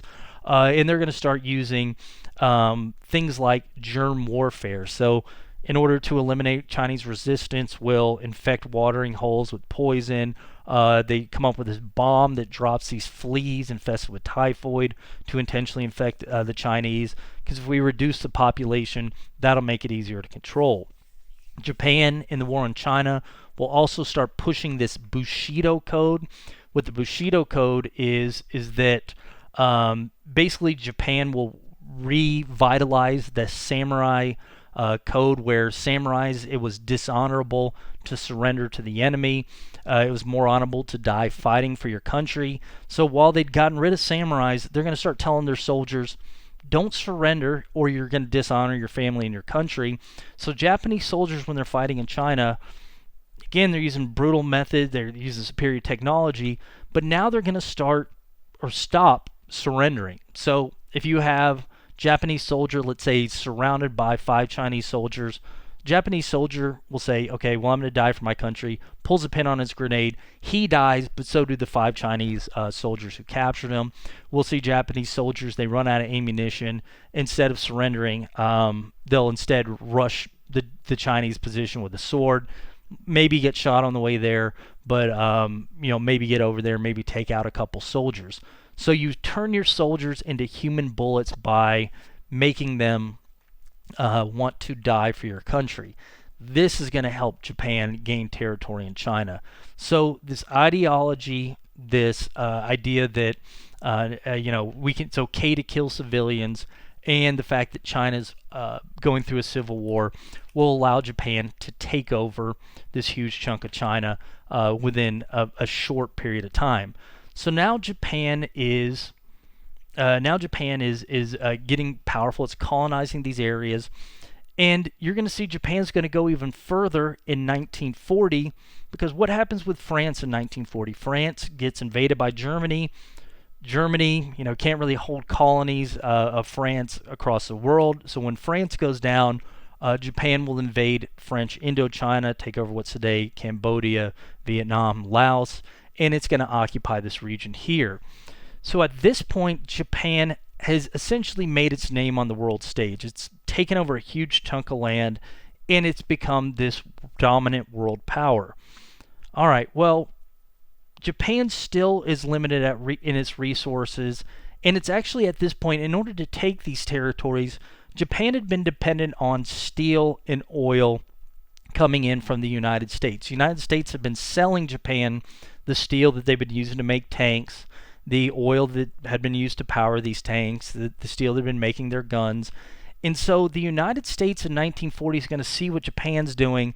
And again, there's this idea that this is how things used to be done, but this isn't how things are done anymore. And the United States also doesn't like the fact that by taking over these areas, Japan's not only violated the open door policy, but they've cut off markets to China that the U.S. formerly could have. Now only goods are being sold in these areas are Japanese goods. So the U.S. is starting to get upset by what Japan's doing. They're going to get even more upset in 1940 when Japanese leadership, and the Emperor of Japan, we'll talk about him in a little bit, Emperor Hirohito, is going, and this Prime Minister Tojo, who will later take power, are going to announce that this is only the start of Japanese expansion. They're going to announce that we're going to take out British Malaya. They announced this in 1940. We're going to take out these Dutch East Indies, and we're going to take out New Guinea, and maybe we're going to even take Australia. So Japan says we're going to create this Greater East Asia co-prosperity sphere. So they started expanding in China in 1937. They hadn't completely taken over China, but they'd taken over its most populated areas by 1940. They'd just taken over Indochina. Japan's going to say, we're going to go even further. With all these European nations fighting, we're going to go ahead and just take their territories, and we're going to create this Greater East Asia co-prosperity sphere with these areas ruled by Japan. And Japanese leadership will promise the Japanese people they're going to be the head of this Greater East Asia co-prosperity sphere. And Japan is going to try to sell this as, we're decolonizing Asia. We're making Asia for Asians. Now, in principle, that might sound okay. Getting rid of colonization, getting the Europeans out of here. But they're not truly decolonizing it, because it's not really going to be Asia for Asians. It's going to be Asia for Japan. So Japan makes this announcement, and basically they say, we're going to carry out this by taking the rest of China, taking out British Malaya, these Dutch East Indies, New Guinea, and maybe even taking Australia. This Greater East Asia co-prosperity sphere will include everywhere in this huge sphere except for one place. Japan leaves one location out of their Greater East Asia co-prosperity sphere. They don't say anything about it. That's the Philippines. Because who is the colonial power of the Philippines? The U.S. They're not busy in a war like the rest of these areas. So when Japan announces it, they leave out the Philippines because they're afraid it's going to upset the United States. Now, in reality, Japanese leadership is planning to eventually take the Philippines, but we don't want to upset the United States until we're done dealing with China and taking these areas. So Japan announces this. Britain actually doesn't go to war with Japan because they're too busy fighting Germany, but they announce this, and they say, hey, we're just going to take these guys very soon. Well, at this point, the Japanese have essentially laid out that they're going to surround the Philippines. And again, they're expanding in a way the U.S. doesn't think is appropriate. They're taking out U.S. markets by occupying these regions and forcing them to trade directly with Japan. So FDR is going to meet with Congress, and in 1941, end of 1940, beginning of 1941, they're going to have to come up with a plan about what to do with Japan. Hypothetically, we could let them expand and just cross their fingers that they really don't want to take the Philippines, but the U.S. are going to say, no, this is all sort of a plan. They'll eventually move on the Philippines. So how can we prevent them from expanding? Well, the U.S. will say, what if we stop selling them steel, coal, oil, the stuff that they're getting from us to expand? So the U.S. at the beginning of 1941 will cut off these supplies to Japan, basically saying, all right, if you're going to take these areas, you can't do it with U.S. coal and steel. All right, so they also freeze all Japanese assets in the United States, and they're going to say to Japan, listen, if you want us to start trading this stuff with you again, you've got to end this talk of the Greater East Asia Co-Prosperity Sphere. You've got to leave Indochina, you've got to leave China, and you basically got to go back to where you were at the beginning of 1900. So the United States cuts off the stuff that Japan needs to expand. So your Japanese leadership, this is going to put you in an unusual position. We need U.S. stuff to take the rest of China, to take this area, but they've just cut it off from us. So we could hypothetically back off and get the stuff again, but we won't need that stuff anymore because we're not expanding again if we leave all the areas we've occupied. So what's Japanese leadership to do? We could back off, but then the Japanese people are going to be upset. We promised this Greater East Asia Co-Prosperity Sphere. We could keep expanding, and actually Japan has about a year's worth of resources built up. They've been saving steel, oil, and coal. And Japan is actually, if we take the Dutch East Indies, there's a lot of coal and steel here and oil here we can use to continue our expansion. But they're kind of worried that if they continue to do this, the United States is going to step in and attack them. And Japanese leadership understands in 1941 that the U.S. Navy is superior to what Japan's got going on. So the Japanese Navy has been significantly increasing over the years to where you got the British Navy is probably the best in the world, U.S. Navy is probably second best, but Japanese is coming in at the third most powerful Navy. And they're going to say that if we continue to expand and fulfill our promise, then, maybe the U.S., they'll attack us, and if they do, they're probably going to beat us because they have a better Navy than us. So Japan has a couple different options here. We can, one, withdraw. We don't have the coal, steel, and oil to keep this up for a long time. Tell the people of Japan, just kidding about the Greater East Asia Co-Prosperity Sphere. We can continue to expand, take the Dutch East Indies to get these resources from there. And then once we have the resources, we don't need the United States anymore. Problem with the second option, though, is that the United States, if they go to war with Japan over expanding near the Philippines, then they're probably going to beat Japan fairly easily because they have a better Navy. So what should we do? Should we go with option 1, withdraw? Should we go with option 2 and expand and sort of cross our fingers that the United States doesn't get involved in this war? Well, Japanese leadership, and particularly this new Prime Minister Hideki Tojo, is going to follow a third option. What some Japanese leadership will propose is that instead of just expanding, what if we, prior to expanding or at the same time we expand, we launch a surprise attack on the United States? So their Navy can beat us now, but if we do a surprise attack, take out a huge chunk of their Navy, then that means that we'll basically take their Navy, bring it down below ours. Now, we know their industry is superior to ours, even though the Great Depression is going on. If it gets fired up, it'll eventually be able to take us out. But by the time they rebuild their Navy, we will have occupied the resource areas. We'll get this stuff going into Japan, so we won't need the resource from the United States anymore. And we'll have taken out all this area here, and we'll create this essentially defensive sphere where we build, take out these islands, build aircraft, airplanes on them, runways on them, to where if the U.S. Navy tries to attack us, we can bomb them. And so Japanese leadership considers this plan where they launch a surprise attack on a good chunk of the U.S. Navy, And then by the time the U.S. is in a position to retaliate, in the intervening time, Japan will have taken out all the areas they need for resources and build a defensive sphere to protect Japan. So Japan's leadership, again, pull back, give up Greater East Asia prosperity sphere, expand to the resource areas, and cross your fingers the U.S. doesn't attack, but if it does attack, it's going to beat you. And then third option, launch a surprise attack on the United States and bring their navy down below yours.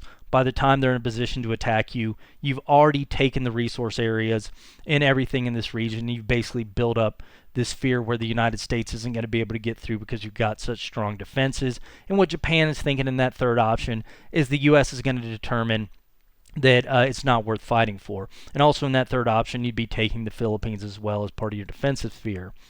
Well, Japanese leaderships will consider all possibilities, but they're going to decide on the third one. And Japan is going to start this plan to attack the United States and expand in these areas. So what Japan will do is going to consider a lot of options.